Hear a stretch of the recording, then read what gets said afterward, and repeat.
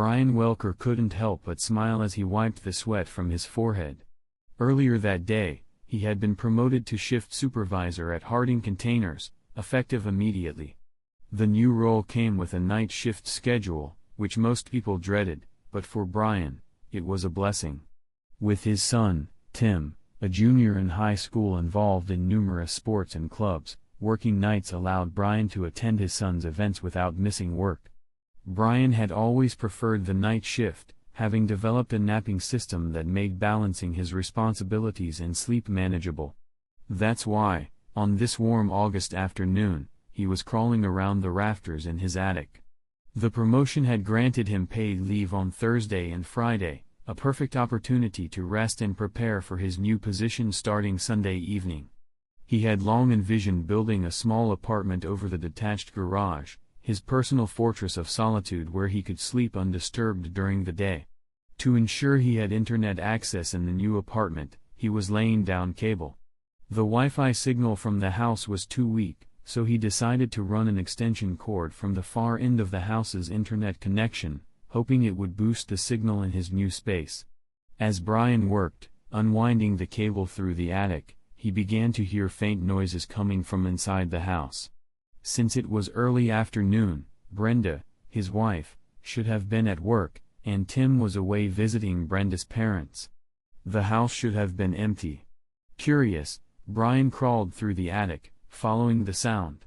He made his way to the spot where the noise was coming from, which turned out to be their bedroom.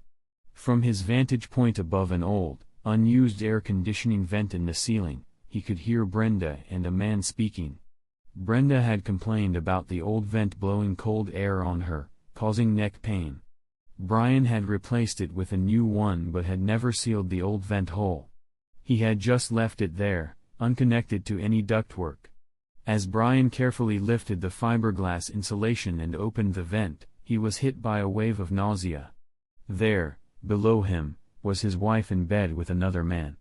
Brian's heart sank, but he couldn't tear his eyes away from the painful sight. He watched, a helpless witness to the unraveling of his marriage. The couple had been intimate for several minutes when Brian's mind finally snapped into action. He quickly set up his phone to record video, positioning it so that the camera had an unobstructed view of the bed. The recording would capture everything happening in his marital bed. "I love the way you are," the man purred, his voice full of satisfaction. "Your husband never touches you." "I asked you not to mention Brian," Brenda protested weakly, her voice lacking conviction. "It's not about him," the man continued, unbothered. "He's a good lover and a great father. But it's exciting to be with you here, in his bed." Brenda moaned, and the couple paused for a moment. Brian watched as the man, whom he now recognized as Bill Grant, a driver from the package delivery company where Brenda worked, rolled off Brenda. Bill was recently divorced and had a daughter in Tim's class. "See how thrilling it is to take risks," Bill said, his voice tinged with a sense of victory. "Having sex in your apartment is great, but doing it in your marital bed is another level." Brian's anger and hurt surged as he listened. Brenda's lack of emotion in her response stung deeply. "You wanted to do this in my bed because the idea of outplaying Brian turns you on?" she asked, her tone almost indifferent. "It's a competition," Bill replied with a chuckle. "You're a sexy woman, and the sex is amazing. But knowing that you're married and I'm with you in your husband's bed makes me feel like a winner. It's an incredible feeling." Brian's heart was pounding in his chest. He struggled to comprehend the betrayal, hearing Brenda's wavering concerns. "I don't know why I agreed to this," Brenda said, her voice breaking. "It won't happen again.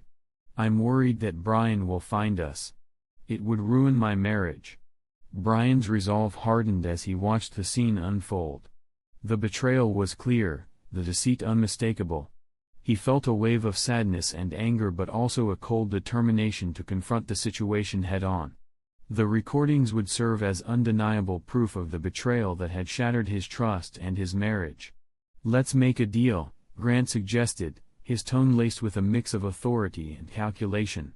"As long as you avoid having sex with your husband, I won't insist that we do it in his bed. But once he's back in the picture, we'll have to reassess. I intend to reclaim my position as the dominant force." Brenda looked troubled but resolute. "I'm not going to refuse Brian, Grant. He's my husband, and he has needs. I'll do my best to keep our encounters in my bedroom to a minimum. I don't even want to think about the consequences if Brian finds out." Unbeknownst to Brenda, Brian was parked in his truck in the detached garage, hidden from view. His face was slick with sweat as it dripped onto the insulation below him in the attic. He strained to stay perfectly still, listening to the muffled sounds of Brenda and her lover getting dressed and leaving. As Brian descended the stairs, a grim smile twisted his lips. He had just uncovered the painful truth: his wife was cheating on him. The thought of her planning to avoid sex with him to please her lover ignited a cold fury within him.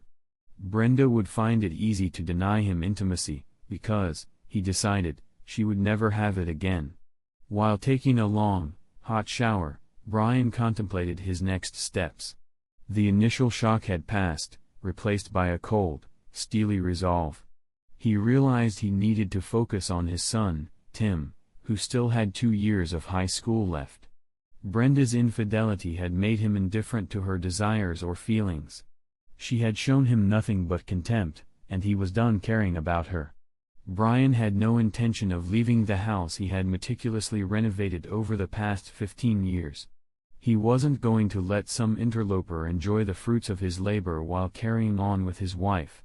Brenda hadn't indicated she wanted a divorce, so Brian decided he would stay put until Tim graduated. Brian's plan was to make the most of the situation. He knew his apartment, which was still under construction, needed significant upgrades.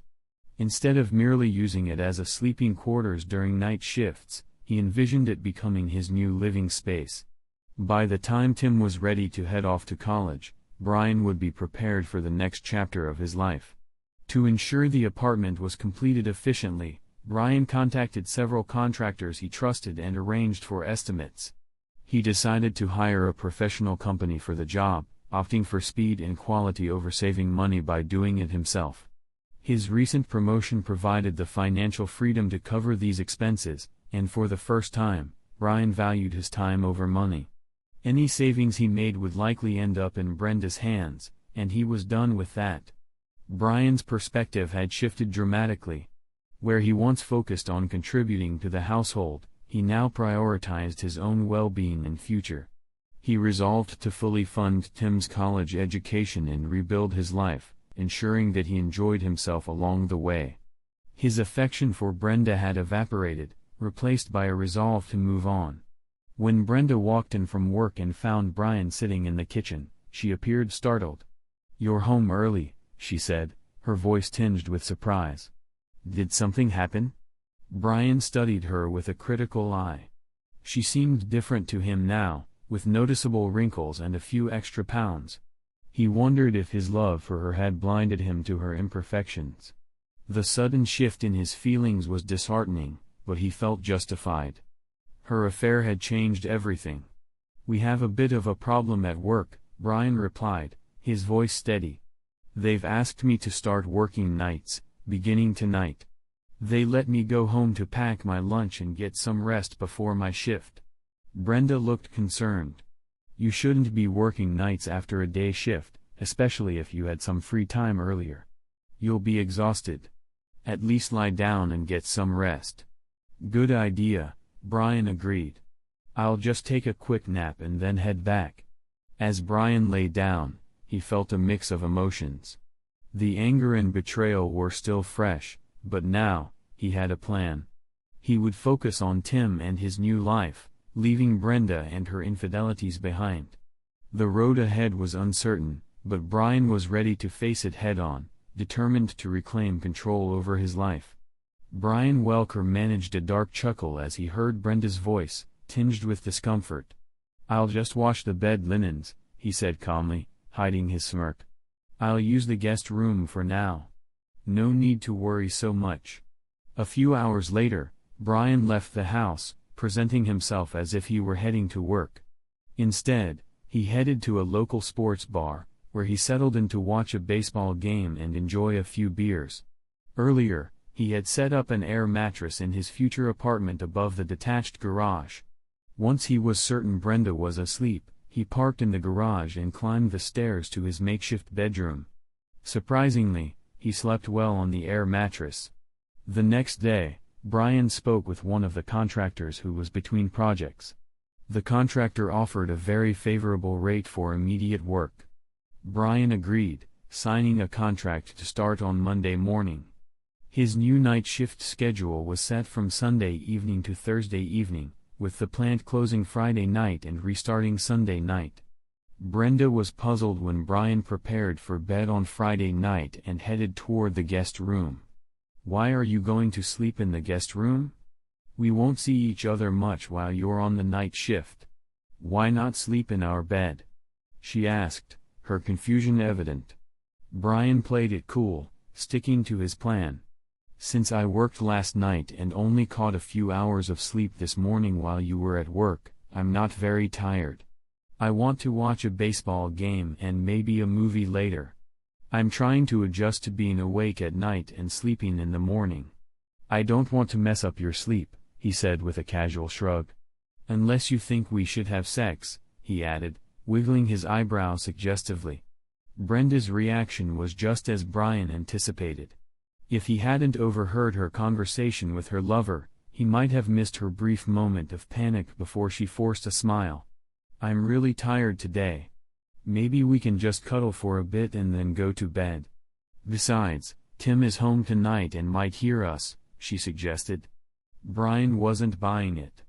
"As soon as I hold you, I want to do everything my way. If you're not up for sex, I'll just avoid the temptation and sleep in the guest room. You've never worried about Tim hearing us before, so don't make excuses. I'm not the type of guy to force myself on anyone." "I know, Brian. You're right, my excuse was weak, and I'm sorry. I'm just exhausted and not feeling romantic tonight." "I hope you understand," Brenda replied, her voice a mix of frustration and resignation. Brian's expression softened slightly. "I understand more than you think. Let me know when you are in the mood. If I'm in the mood too, we can meet up." "Good night," he said, turning on his heel and heading into the guest room, leaving Brenda staring after him with a perplexed look. On Saturday, Brian played catch with Tim for an hour and then did some yard work. When bedtime approached, he made his way to the guest room, his action seemingly strange to Brenda, who watched him with a furrowed brow. Sunday evening, Brian arrived at work early to prepare for his new role as shift supervisor. By the time the production staff began arriving, he felt confident in his new responsibilities. He decided not to mention his promotion to Brenda. With the secret she had kept from him, he felt no compunction about withholding details from her. Brian's shift went smoothly. He was well received by his new team, and he was pleased with the group he was managing.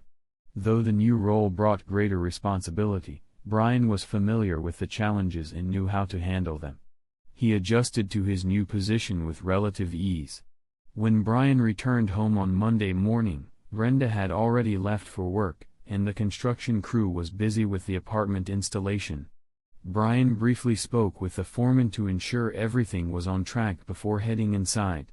He fell into bed almost immediately, but was frequently awakened by the noise of the crew working in his new apartment and once by the ringing of his phone.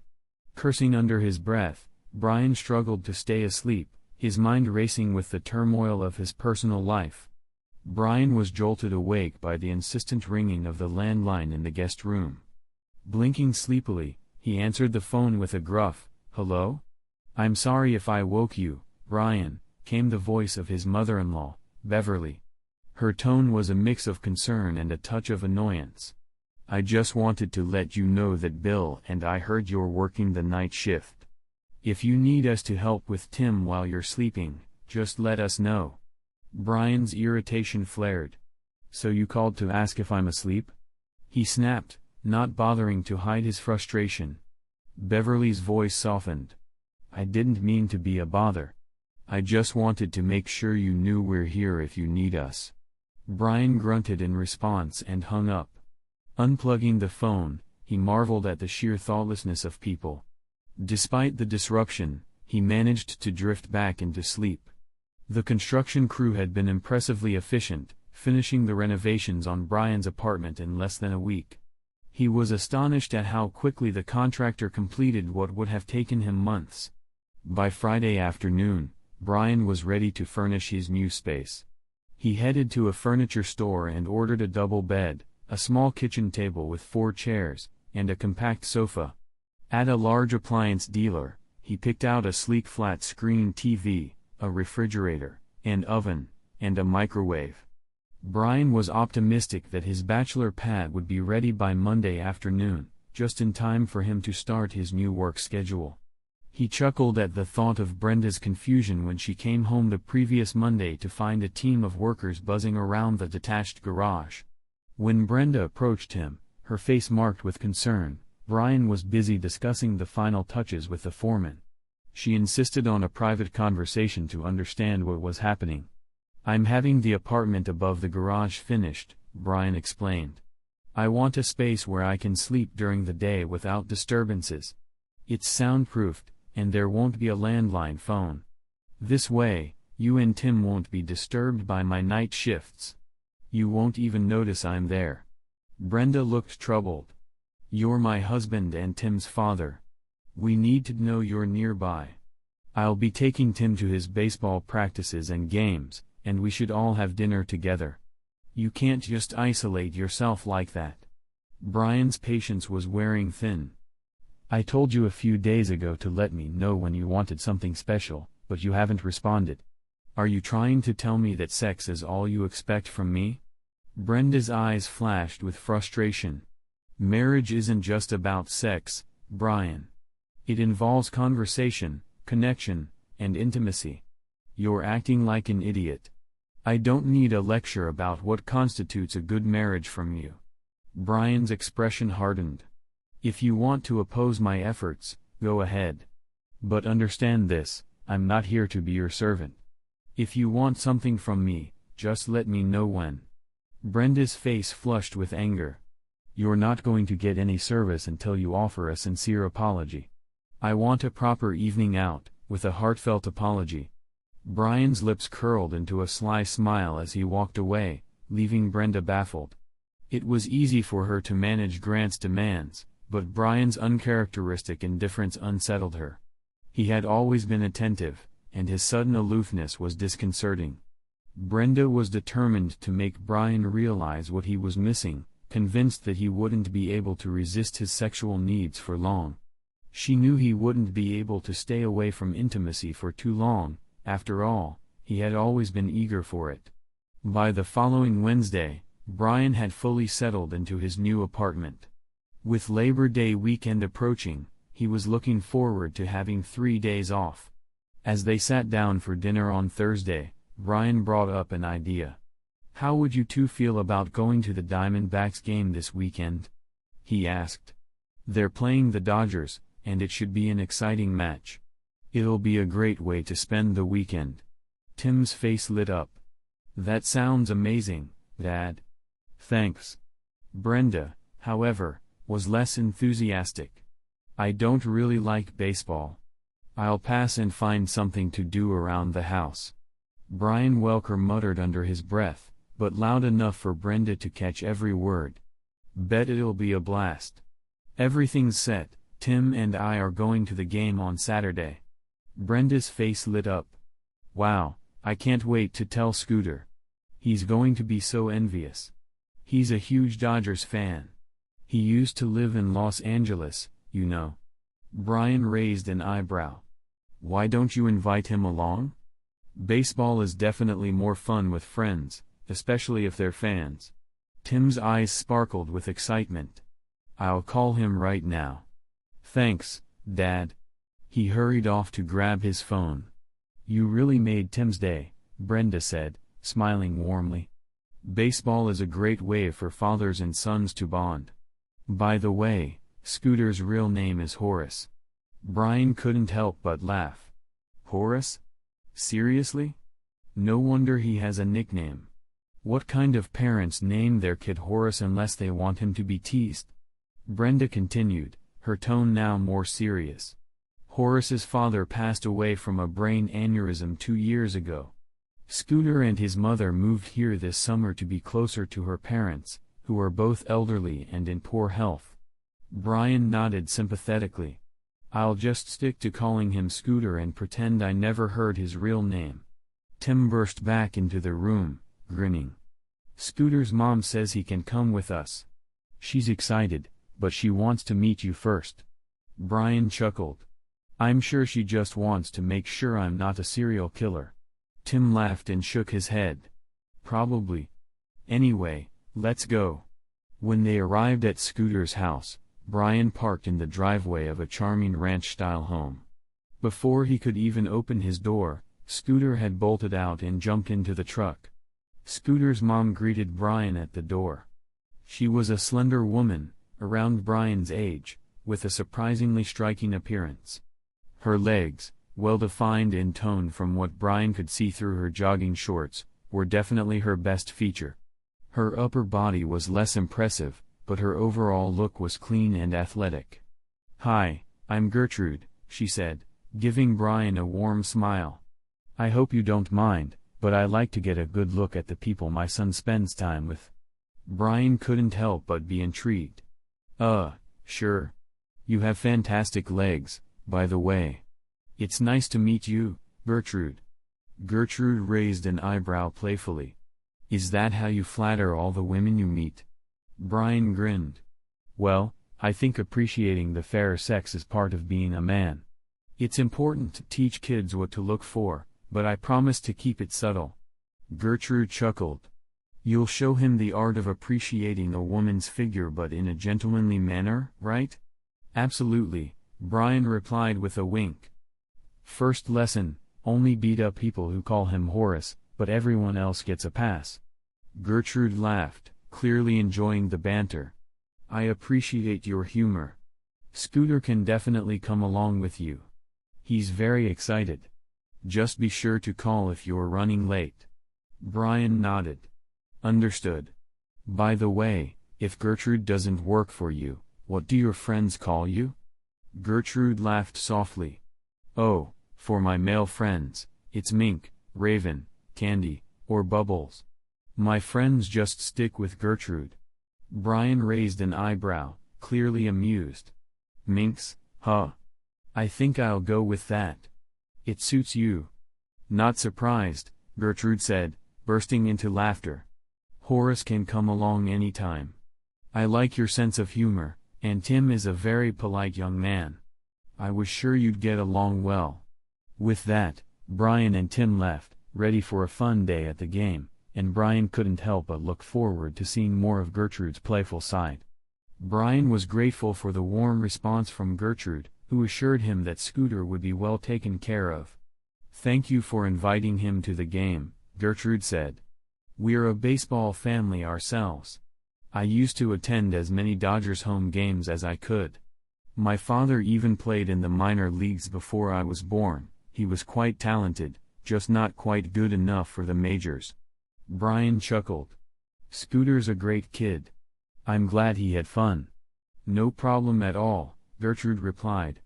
I'll keep an eye on him and make sure he gets home safely. Thanks again for the lift. As Brian headed back to his truck, he felt a sense of contentment. The day had been perfect. Scooter and Tim had a blast at the game, indulging in too many hot dogs and sodas. By the time they reached Scooter's house, both boys were fast asleep in the back of the truck. Brian gently woke Scooter and walked him to the front door, where Gertrude greeted them with a bright smile. He probably overdid it with the hot dogs and soda, Brian admitted with a grin. Of course he did, Gertrude laughed. He was at a ball game. Thank you so much for bringing him home safely. I really appreciate it. No problem, Brian said. See you at the boys' games. Back at home, Brian settled into his new routine. He would return home, have a light breakfast, and then sleep from 9 a.m. to 3 p.m. Thanks to the soundproofing and heavy curtains, he managed to sleep soundly. Brenda occasionally grumbled about his habit of retreating to his man cave, even on weekends, but she quickly dropped the subject when Brian offered to help with anything she needed. Brian was increasingly convinced that Brenda was more concerned about keeping up appearances with Grant than seeking a divorce. This suited Brian just fine. It meant that his goal of staying married until Tim graduated from high school was within reach. Since Brian was a foreman and had less physical activity, he decided to invest in a home exercise machine that promised a full-body workout. To his delight, it worked as advertised, provided he was diligent in using it. Brian made it a point to attend all of Tim's baseball practices. As a result, the coach started having him work with a few kids on the sidelines while he focused on another group. Tim was showing considerable improvement, but Scooter was the real revelation. Initially timid, Scooter's skills began to shine through with Brian's encouragement. They spent several hours on weekends training at a local park. As Scooter's confidence grew, so did his performance. By mid-season, he was hitting well and excelling at shortstop. Tim was the starting center fielder and batted third. Brian beamed with pride at their accomplishments. Brian couldn't help but notice the growing attention from some of the other mothers. They seemed particularly interested in him, his jokes made them laugh more than usual, and they frequently baked treats for the team, making sure he always got a piece. The natural bond formed by Tim's friendship with Scooter and Brian's involvement with the boys led to more time spent with Gertrude. Brian came to see her as a smart, witty friend. One evening, as they were chatting, Brian decided to broach a slightly sensitive topic. "Gertrude," he began with a hesitant smile, "I might be a little offbeat here, but I need to ask you something personal." Gertrude looked intrigued. "What's up?" "Well," Brian continued, "when men preface a question to a woman by saying it's personal, don't they usually end up asking about her breast size or something like that?" Gertrude laughed. "Yes, that's often the case." Brian chuckled. "I was actually going to ask if you've noticed that some of the mothers have been treating me differently lately. Have you observed anything like that?" Gertrude's eyes twinkled as she considered his question. "Now that you mention it, yes, I've noticed a bit of a shift. Some of the mothers seem to be paying you more attention than usual." "But why do you ask?" Brian shrugged. "Just curious. I suppose it's all part of the new dynamics in our lives." Gertrude nodded thoughtfully. "Well, it's not uncommon for people to notice changes in social interactions. It could be a mix of admiration and appreciation for your involvement with the team and the boys." Brian smiled. "Thanks for the insight, Gertrude. It's good to have someone to talk to about this." As the weekend approached, Brian looked forward to spending more time with the boys and perhaps enjoying a little more of the social attention that seemed to be coming his way. "In the last couple of weeks, have you noticed how everyone seems a bit more friendly than usual?" Gertrude asked, her tone carrying a hint of sarcasm. Brian looked thoughtful. "I'd need more context to really answer that. Are you talking about baseball strategies or something else?" "No, I'm referring to the unspoken rule of never taking advantage when you have a clear lead," Gertrude replied, her tone shifting from playful to serious. "If you were paying attention, you'd know that the friendliest moms on the team are single mothers. You're a great dad, a nice guy, and you've got a pretty decent job. That makes you quite appealing to them." Brian raised an eyebrow. "What about the fact that I'm married? Wouldn't that be a deterrent?" Gertrude shook her head. "Actually, that's the point. They're not trying to seduce you directly. They know you're married, which is why no one has made a move yet." Brian frowned. "So, are you saying they're all aware of my situation? That my wife's infidelity is common knowledge?" "Yes," Gertrude said, her voice taking on a note of sympathy. "All the mothers know. They're aware that your wife has been cheating on you and that you are not having sex. They know you're likely to be available soon, and they want to be first in line." Brian was taken aback. "How could so many people know about my personal life? I figured Brenda might have told her lover, but this is something else." "Are you referring to your wife or her lover?" Gertrude asked, trying to lighten the mood. Brian's face hardened. I'm guessing Brenda must have told someone about our lack of intimacy. It's hard to believe she'd be that indiscreet. Gertrude nodded sympathetically. It's not unusual. People talk, and word spreads. But you don't seem surprised. Brian shrugged. I suspected something was off, but I didn't expect it to be this bad. I only became fully aware when I caught Brenda and Grant in our bed. It was a shock, but I've stopped being suspicious. I'm now sure of her betrayal. That's a tough spot, Gertrude said, her concern evident. So you saw them together but are still staying married? That's quite a choice. Brian sighed. It's not about voyeurism. I'm not one of those people who get off on watching. I just decided to focus on what matters most to me. My priority now is to be a good father to Tim, and staying with Brenda, despite everything, seemed the best way to achieve that. I started working night shifts to minimize our interactions, and I built a separate apartment over the garage. It's my space to stay out of her way. Gertrude's eyes widened.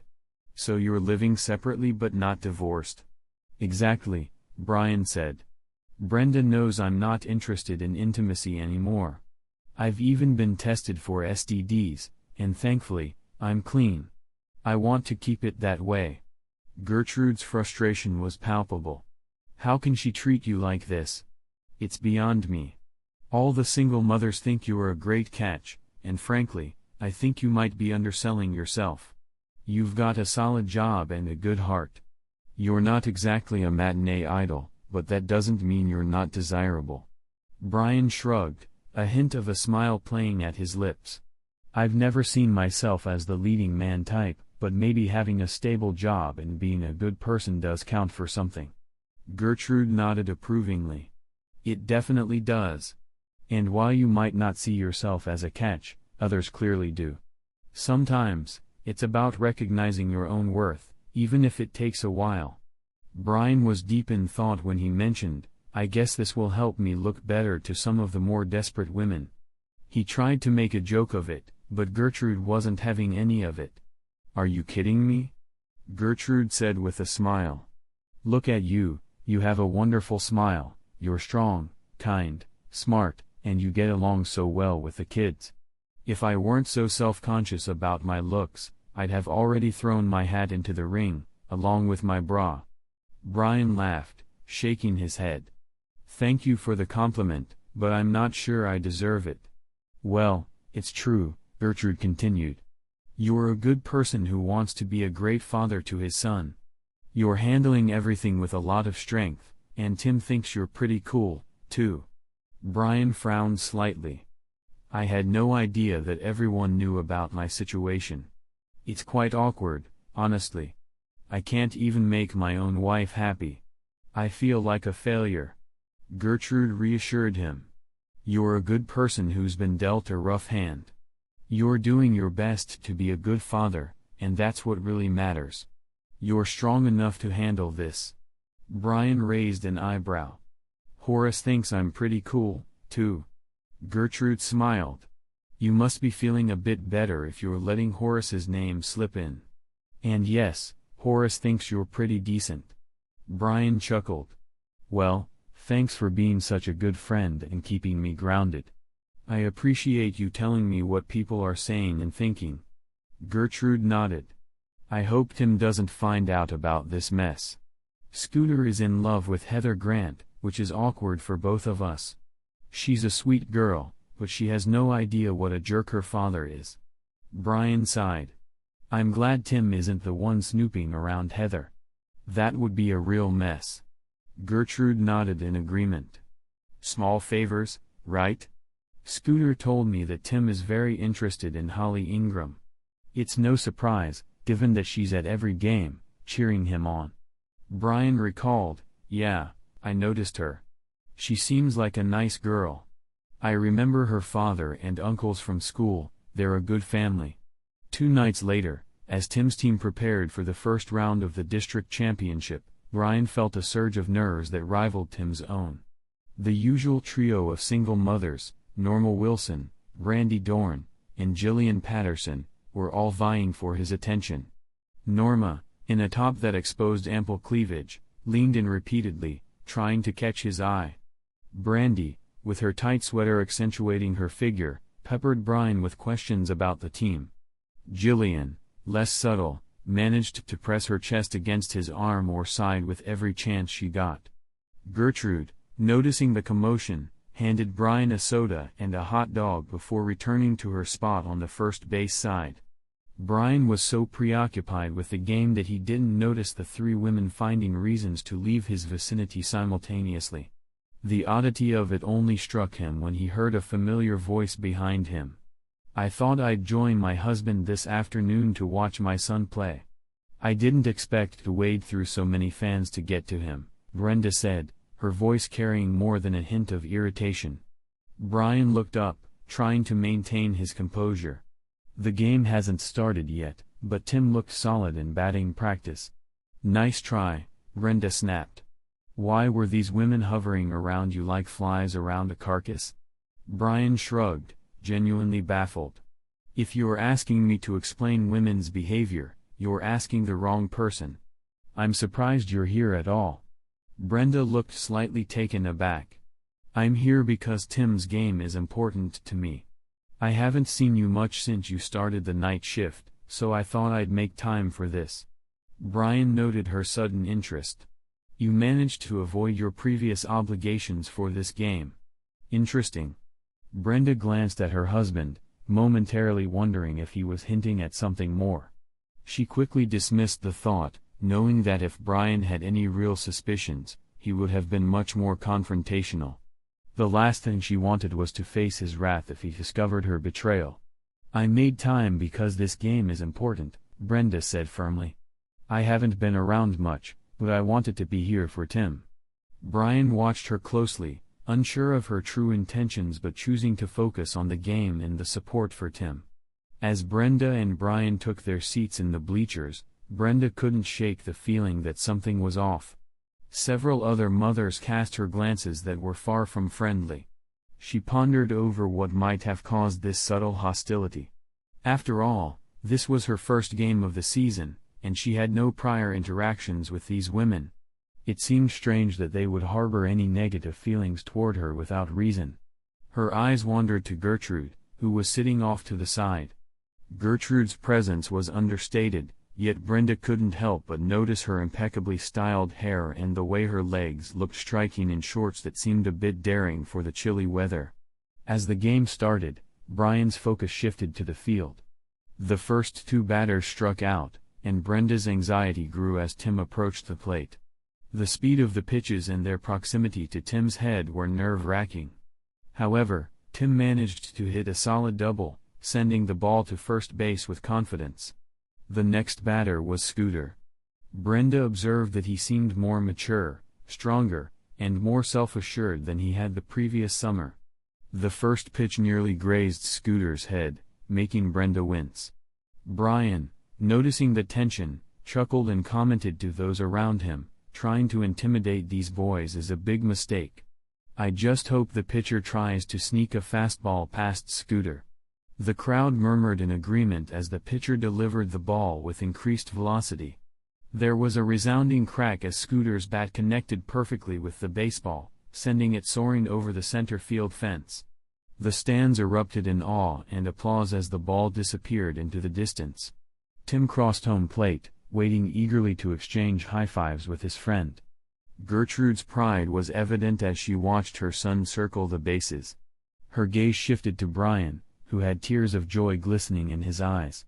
The countless hours he had spent practicing with Tim and Scooter were paying off, and his happiness was palpable. Gertrude felt a deep sense of gratitude towards Brian for the mentorship he had provided to her son. Since their arrival, Horace had grown into a fine young man, largely due to Brian's influence. Meanwhile, at another location, Gertrude's lover, Bill, was incredulous as he confronted her. "Are you really telling me that you haven't had sex with your husband since the day we were together at your house? You mentioned that I should stay away from him as long as possible, and it's been weeks since then. You've barely interacted with him since." Gertrude nodded, though her expression was one of frustration. He's been working night shifts and living in a room above the garage ever since. We haven't even shaken hands since then. It's just crazy. Bill raised an eyebrow. He's too young and you're too attractive for him to lose interest in sex. Is he seeing someone else? No, Gertrude insisted. He's not gay and definitely not seeing anyone. He's just exhausted from working nights and dealing with Tim's baseball schedule.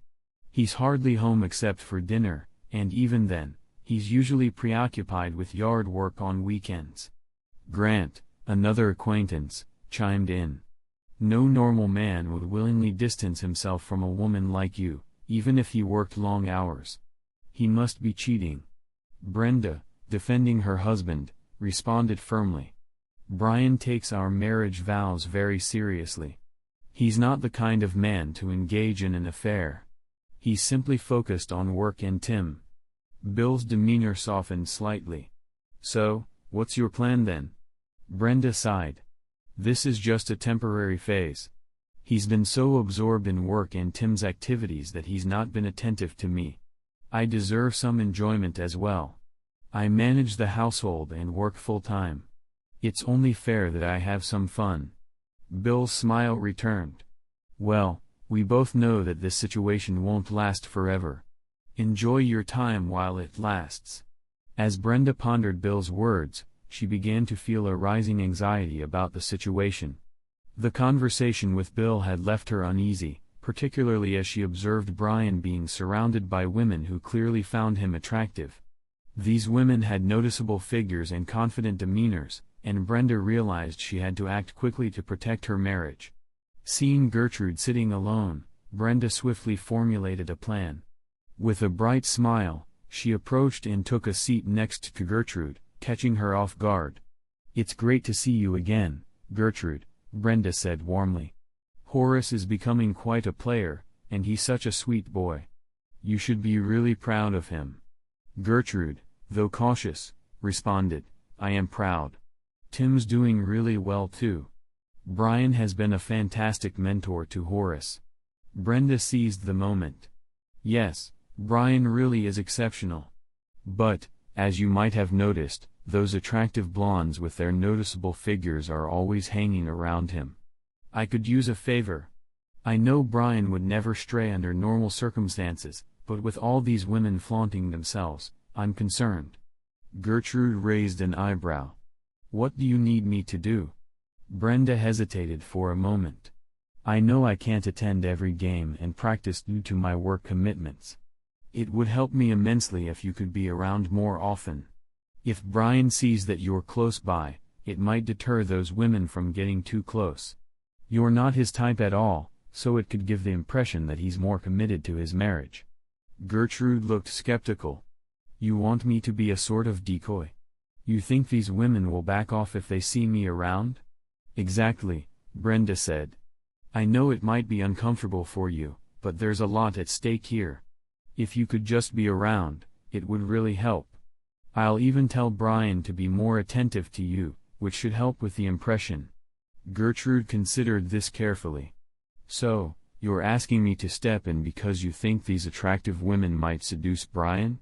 And you think that since I don't fit their type, it might keep him faithful? Brenda nodded. I know it sounds strange, but yes. Brian is less likely to be tempted if he's surrounded by someone like you, who's not the typical flirtatious type. Gertrude was thoughtful. Do you really believe that cheating would be a deal-breaker for you? What if he did have a fling with one of these women but remained committed to you otherwise? Brenda's face tightened. No, that would be unacceptable. Infidelity would be the end of our marriage. I can't tolerate cheating, it's a breach of trust I can't overlook. Gertrude sighed. I understand. Loyalty is vital. I will keep an eye on Brian, as you requested. I'm glad you trust me to help. Brenda smiled gratefully. Thank you, Gertrude. I appreciate your support.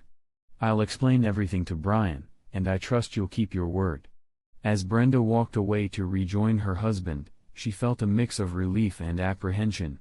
She hoped that Gertrude's presence would deter the unwanted advances. The next day at practice, Brian brought up the topic, looking slightly uncomfortable. Brenda mentioned last night that there are too many attractive single moms around me. She's worried and believes that if I stay close to you, it might help. Gertrude chuckled softly. Brenda's being overly cautious. You know, no matter what, you're never really safe from attention, no matter how plain or modest the person might be. Brian smiled. You're one of the most attractive women I've ever met, and it's not just about appearance. You have substance. Gertrude blushed slightly. Thanks for the compliment. I'm sure it just made things a bit more complicated for me. Brian laughed. Well, you might want to get your eyes checked after the baseball season. I'm sure you're far from plain. As they continued their conversation, both felt a sense of camaraderie and understanding, though the situation remained complicated. With my 50-50 vision, I'm usually a pretty good judge of character, but I seem to have seriously miscalculated my lovely wife, Brian remarked, his tone tinged with irony. I think she might have underestimated us too, Minx replied, adding with a teasing edge, that is, if you really find me attractive. Brian couldn't help but be entertained by Minx's reaction. Despite their growing camaraderie, the overall response from others was one of disbelief followed by disappointment. Minx had quickly separated herself from the pack, making her intentions clear. The team's next game required a lengthy drive to Middleburg, so it was decided that they would travel a day early and stay in a hotel overnight to ensure the boys were well rested for their upcoming match. Brian took on the task of dropping off Jake and Winston's parents, as well as Minx, during the journey. Conversations along the way revolved around the team's prospects, discussing their chances of not only winning the district game but possibly even the state title. Upon arrival at the hotel, Brian assisted Ralph Winston with unloading the luggage from the trunk. Several parents, including the Winstons, had volunteered to stay at the same hotel as the team, while the other parents had to book rooms elsewhere.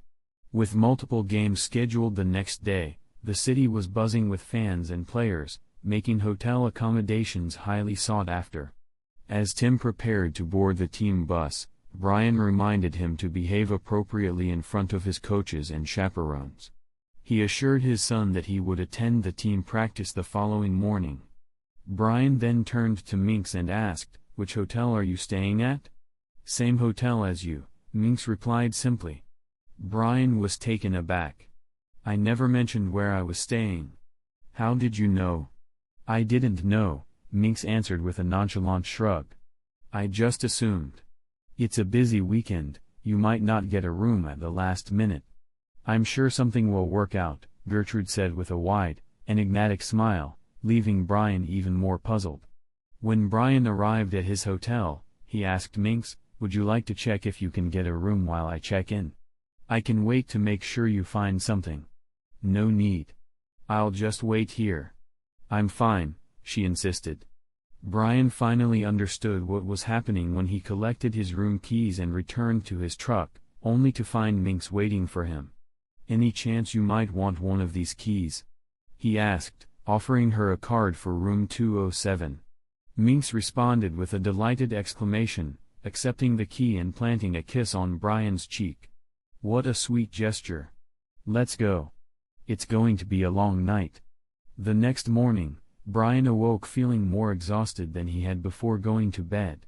He wrestled with the reality of breaking his marriage vows but found some comfort in Minx's perspective. "Look at it logically," Minx reasoned. "Brenda cheated on you and has been avoiding you sexually.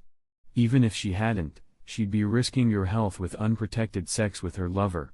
She's essentially made your marriage unsafe and unwanted. She's released you from your vows and the marriage contract." Minx continued, "I haven't had sex in over 2 years, and I'm clean. You've been tested after discovering Brenda's infidelity, and you're clear too. I've been on medication for over a month, hoping to be with you. Can you give me one good reason why we shouldn't be together? Is it my appearance?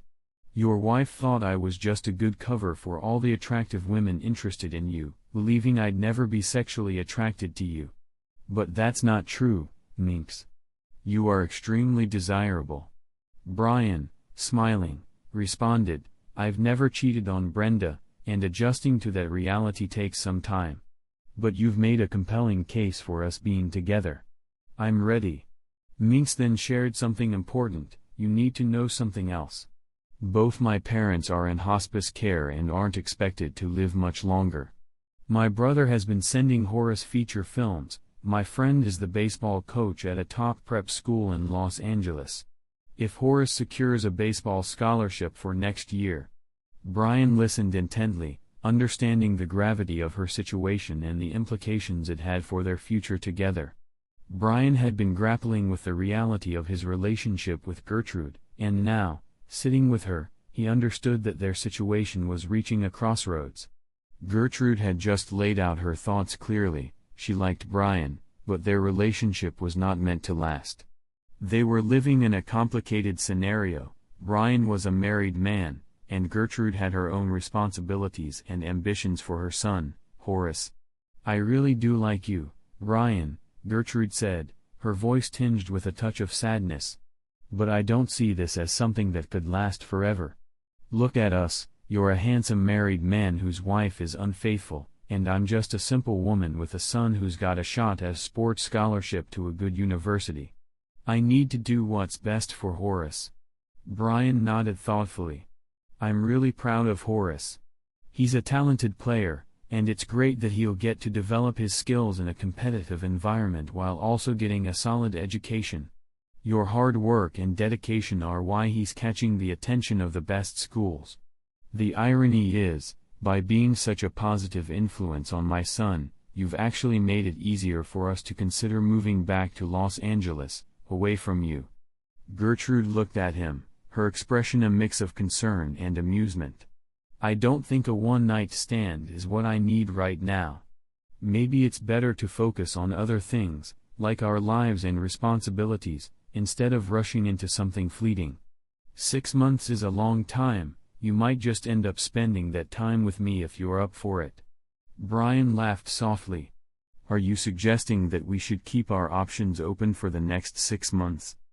I guess I can't argue with that." Gertrude grinned. "Exactly. We'll see how things go." The conversation shifted as Brian made a light-hearted comment. "You know, maybe you could help me with my whistling. I've always been told I'm pretty good at it." Gertrude chuckled. "Well, if that's your skill, then you must be doing it wrong. But sure, I'll be your whistling coach." Later, the baseball team, under Brian's mentorship, won the state championship, and Horace secured a scholarship to a prestigious prep school in California. The holidays brought more changes as Gertrude's parents passed away just before Thanksgiving. Brian and Tim attended their funeral, and Brian met Gertrude's brother, Dexter, for the first time. "Meet my brother, Dexter," Gertrude introduced. "Dexter, this is Brian, Horace's baseball mentor and a good friend of ours." Brian was taken aback. "Wait, your name is Dexter? That's quite a name." "Yes, but everyone calls me Grim," Dexter replied with a smirk. "Only Gertrude and my parents ever called me Dexter." Brian laughed. "Grim it is, then. Nice to meet you." After Thanksgiving dinner, Brian and Brenda found themselves staying over at her parents' house. Brian had grown accustomed to the tradition of spending the night, but this time, he couldn't avoid the awkwardness that hung between them. As they prepared for bed, Brenda was slow to undress, and Brian couldn't help but feel a pang of discomfort. "We haven't been intimate for a while," Brenda said, her voice carrying a mix of frustration and longing. "You must be missing the physical connection. Can we make love tonight?" Brian felt a twinge of awkwardness but replied, "Are you finally admitting that you need attention? I'm willing to oblige if it makes you happy." Brenda's eyes narrowed. "With that attitude, you won't be getting any more from me for a long time. Maybe you should just forget about it." Brian rolled over, turning his back to Brenda. His intention was to avoid intimacy, even though it was a departure from his usual behavior. This decision, though it achieved his goal, left him regretting how far his marriage had deteriorated. As Brenda lay next to him, her mind raced with worries. She wondered if Brian had picked up on her affair or if his dissatisfaction was simply due to their lack of intimacy. She resolved to speak with Bill about her concerns. She needed him to understand that sex in their marriage had become complicated and potentially destructive. She feared that any further slip-ups could jeopardize her relationship with Brian. Meanwhile, Brian followed a strict routine when working the night shift. He would come home, have a light breakfast, and then go to bed by 9 a.m. He would often wake up around 2 p.m. to find Gertrude, whom he affectionately called Minx, in his bed, her presence adding another layer of complexity to his already tangled personal life. After spending an hour together, Minx left to ensure she'd be home when Scooter arrived from school. With the baseball season over, Brian took the opportunity to shower and shave, finding solace in the routine. Evenings were often a time for him to nap before heading to work, and life with Minx seemed to be falling into place. One chilly December evening, Brian had just arrived at work when his phone rang. It was Tim, and his voice was laced with urgency. "Dad, Scooter and I are with Heather and Holly in Heather's car. We had a flat tire, and there's no spare in the trunk. We're stuck on D Street, and I'm a little worried. I see some guys looking over here, and it's getting late." Brian's heart raced. "You're stuck on D Street at the arcade? Damn it.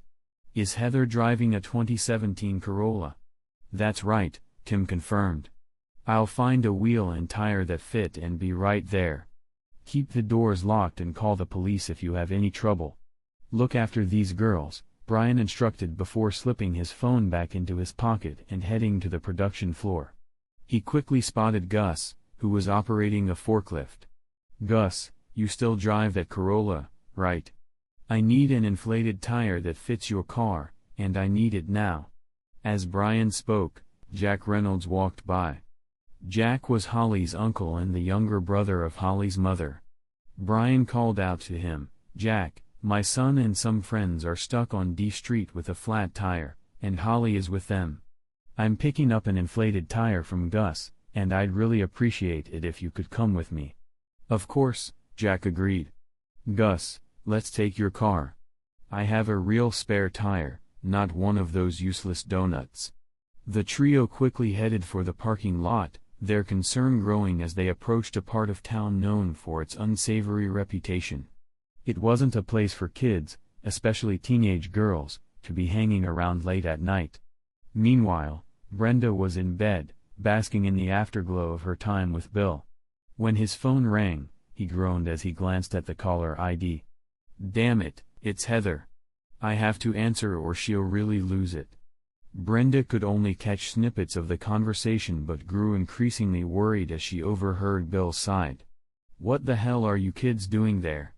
It's unfortunate, but those boys are old enough to handle a flat. Call AAA.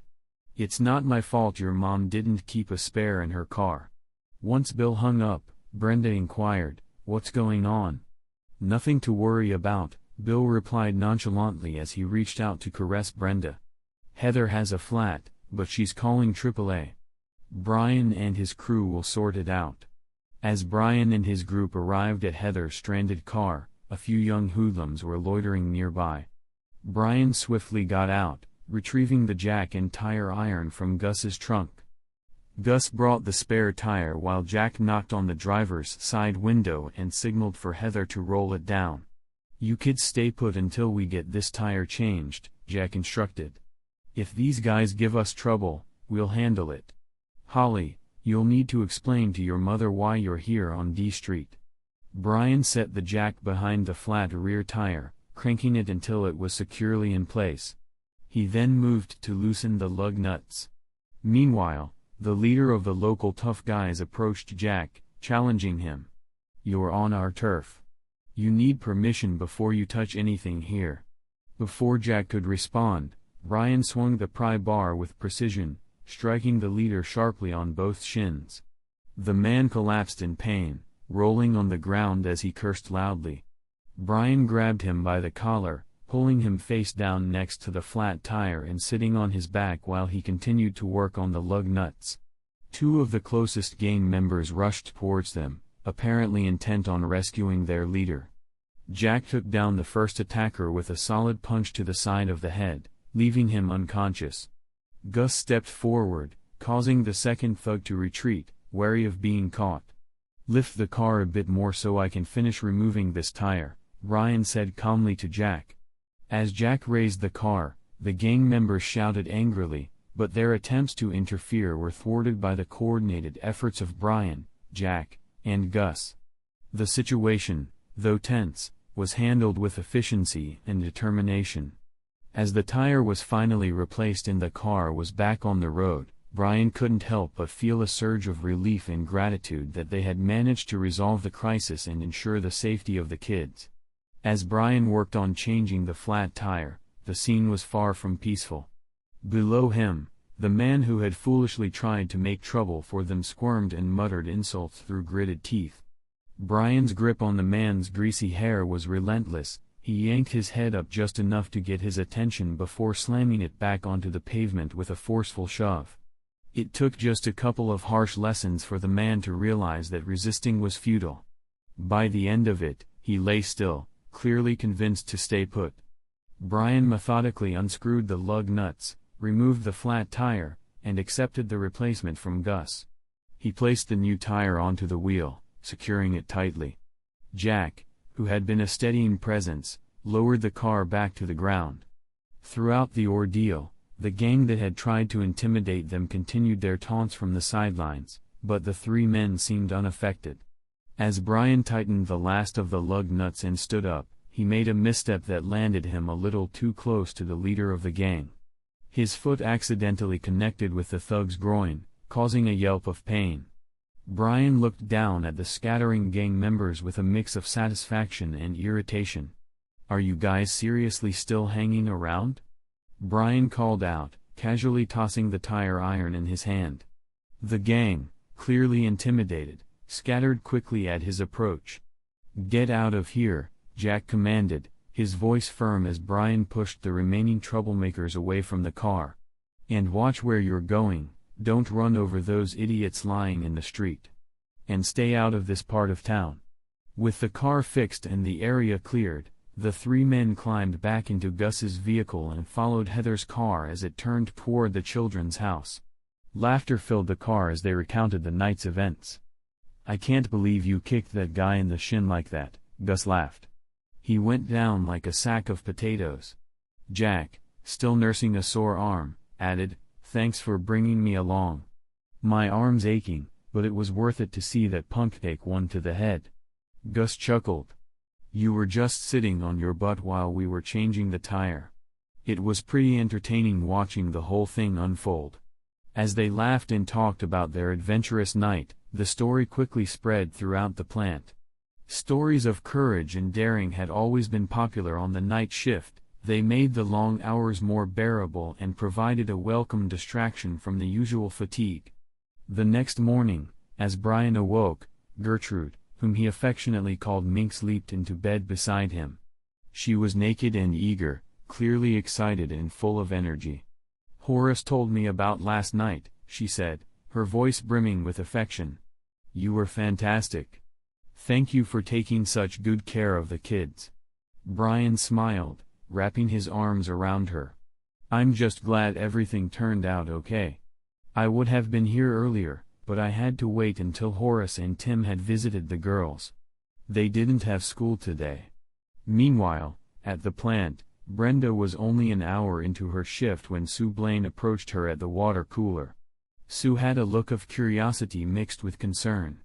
"I heard Brian, Jack Reynolds, and Gus Benson dealt with a few wannabe tough guys who were messing around the kid's car on D Street. I understand that getting hit in the shins with a tire iron is quite effective at putting punks in their place." Brenda's mind raced as she connected the dots. Heather had called her father for help last night, but Bill had dismissed her concerns. It seemed like Heather's problem was bigger than Bill had admitted, especially since Sue had mentioned children, implying that Holly, Horace, and Tim were all involved. Brenda's frustration mounted as Sue shared more details about the rumors. Brenda was furious with Bill Grant. The realization that her affair with him was overshadowed by his negligence toward his own daughter and her friends cut deep. Brian, Gus, and Jack had stepped up as real men, protecting the kids and handling the situation with the seriousness it deserved. Bill's indifference and focus on their own affair, while ignoring his daughter's plight, made Brenda's actions feel even more hollow. As Brenda walked through the break room later that morning, she found Bill alone, enjoying a snack while his truck was being serviced. Her frustration boiled over as she confronted him. "Bill, Heather came to you for help last night," Brenda said sharply. "But you brushed her off. She was in a tough spot, and you ignored it. How could you let that happen?" Bill looked up, surprised and defensive. "I didn't think it was that big of a deal. I was busy." "Busy?" Brenda snapped. "Busy with what, exactly? You were too caught up in our affair to even help your own daughter. How could you be so selfish?" The conversation left both of them tense, with Brenda's anger and disappointment clearly displayed. She needed Bill to understand the gravity of his actions, and the damage his neglect had caused, not just to his daughter but to their own tangled relationship. That night, Brenda felt a rush of anger and betrayal as she confronted Bill.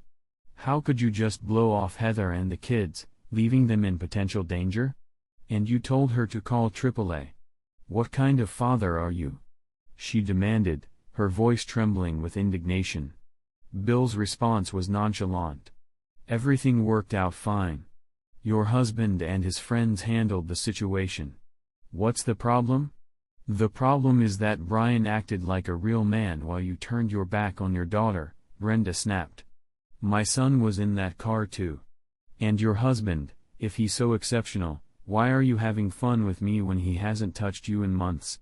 Bill chuckled. "You're pathetic, Brenda. Being a man has nothing to do with you. It's over between us. Don't ever try to talk to me again. If you change your mind, you know where to find me. I'll still give you pleasure if you ask nicely." Brenda's face flushed with fury and shame. Tears streamed down her cheeks as she fled the room. She had betrayed her husband, disrespected him, and jeopardized her marriage and family for a selfish affair. Her only hope now was that Brian would never learn just how foolish she had been. Lost in her own turmoil, Brenda bumped into Minx as she hurried down the hall. Minx, just finishing up with Brian, turned in surprise at the sound of Brenda's sniffling. "How could you do this to me?" Brenda cried out. "I trusted you both, and this is how you repay me?" "I'm just doing what you asked," Minx said calmly, gathering her clothes and beginning to dress. She placed a finger gently on Brian's lips, signaling him to stay silent. "You wanted me to keep those busty blondes away from Brian. I sacrificed myself to help you. I didn't want to sleep with him, but here we are." Brenda's anger began to overshadow her tears. "I can't believe Brian would cheat on me, especially with someone like you. I know it's difficult to accept, but there's no need to be offended." Minx reasoned, "Your poor husband was on the verge of exploding with frustration. I was simply there to relieve some of that pressure. Bill didn't want you to have sex with Brian, so he turned to me. You can thank me for keeping Brian at bay and making Bill happy." Brenda, still in shock, demanded, "Where is Bill? Is he in your bed? Does everyone know about him?" "Yes, most people probably do," Minx admitted with a resigned sigh. "Bill promised that every time you had sex with Brian, he would have sex with you in your marital bed. So, you stopped sleeping with Brian, and Bill filled the void." The pun is intended. Tears streamed down Brenda's face as she asked, "Why didn't Brian say anything? Why did he let Bill and me be together for so long?" Minx responded thoughtfully, "What would most men do if they discovered their wife was cheating? They'd get furious, probably yell, and then divorce her. Brian, however, chose to stay close to Tim. He stayed in the marriage for his son, not for you. He found out about Bill and essentially decided to separate from you emotionally, even if he didn't file for a legal divorce." Brenda nodded, the realization dawning on her. "So, what happens next? Can Brian and Tim stay here while I move in with Bill?" Minx replied calmly, "If you move out, Tim can stay with Brian. Brian would likely pay alimony and child support. He's been living as if he's divorced for months now, hasn't he? He stayed for Tim, not for you. You were too caught up in your own world to see it. Bill helped you ignore that your husband had already emotionally left. I'm just the skinny girl who showed up after everything fell apart. I helped Brian recover, and I told Bill it's over between us. I never want to be involved with him again. Brenda's realization hit hard. She had made a mess of her life, and now she faced the consequences of her actions. Brenda, struggling to hold back her tears, looked at Minx with a mix of defiance and despair. So, you're saying you're still with Brian after he refused to help his daughter last night? Did you really have no other choice? Minx, her demeanor calm and collected, responded with a hint of irony. Even in the world of trading and deals, there are expectations and limitations. As for Brian and me, we're quite content with our arrangement.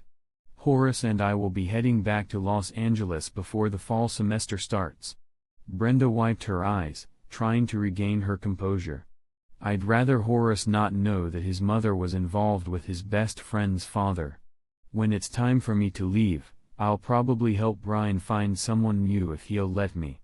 So, you see, I didn't steal your husband in the way you might think. We're just enjoying each other's company temporarily, much like you did with Bill. Brenda's eyes flashed with frustration. But what if I don't want this to continue? He's still my husband, and you have no right to sleep with him. Minx met her gaze steadily. You gave me that right when you chose to be with Bill Grant. That decision essentially freed Brian from any obligations he might have had toward you. Brian and I have an understanding. We trust each other. I told him he couldn't have sex with anyone else if he wanted me around. Brenda's eyes filled with tears again. Could Bill have been with someone else? Is that even a possibility? Minx nodded somberly. Of course it is. You should get tested as soon as possible. The reality is, Bill Grant could have been with others, and it's best you find out for your own health and peace of mind. What happens now? Brenda asked, her voice trembling with fear. Minx sighed, choosing her words carefully. We continue as we are. I'll visit Brian as often as I can, while you focus on your work and keep your distance. If it isn't broken, don't fix it. This arrangement seems to work for now. Brenda shook her head resolutely. I'm not going to accept this. You're leaving in a few months, and I'll still be here. I plan to show Brian what a great wife I can be. He won't need you then. Minx gave a small, knowing smile. You might think that, but remember, I'm the one who's loyal to him while you're out there, waiting to be noticed by whoever. I have control over your interactions with Brian, at least while we're involved. I don't want to risk my health, and neither does he. One thing I've learned is that relationships involve more than just sex. Brenda tried to sound confident. Sex without love or commitment is demeaning. I'll do what a wife should do, and you'll only have a physical connection with him. Minx raised an eyebrow, her tone matter-of-fact. You handle the domestic duties like cooking and cleaning. I'll take care of him in bed. We'll see who ends up happier. Brian's name was mentioned with a mix of regret and unresolved feelings. Brian, I need to express how ashamed I am for my actions and how sorry I am for disrespecting you. Can you ever forgive me? Brenda pleaded. Minx's response was blunt. How can he trust you again? You might get forgiveness, but winning back trust is another matter entirely. Traders often face this obstacle. Enjoy the remaining months as his wife, even if just in name. Learn from what you sacrificed for mediocre sex. Brenda looked at Minx with a mixture of anger and resignation.